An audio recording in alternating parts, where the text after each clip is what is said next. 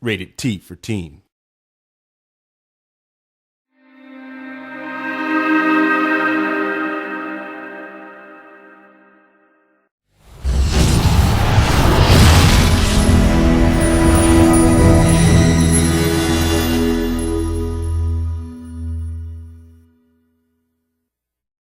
Hi, this is Philip Cimoch, and I am the systems designer in charge of Tabula Rasa's creatures. Today I'm going to be giving a sneak peek at some of the creature changes players will be seeing in upcoming patches to make AI more dynamic. A good example of this is the Thrax Pistol Soldier's new Necromite Summon ability. Starting around level 25, Thrax Pistol Soldiers will begin to react to battlefield death by summoning a Necromite, a small mechanical bane unit that will cause corpses to become a potential threat. Once summoned, this independent creature will make a beeline for a nearby corpse, jump into the air, dive into the fallen combatant, and trigger an internal chain reaction.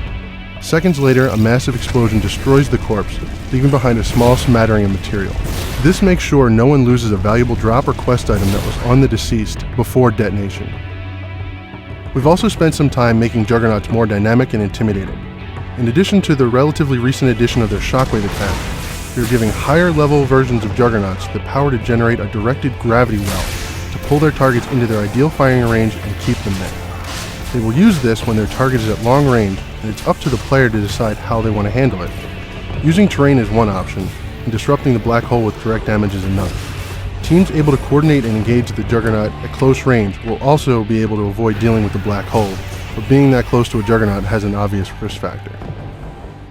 Lightbenders have finally received an overdue ability of a Quill Flash attack.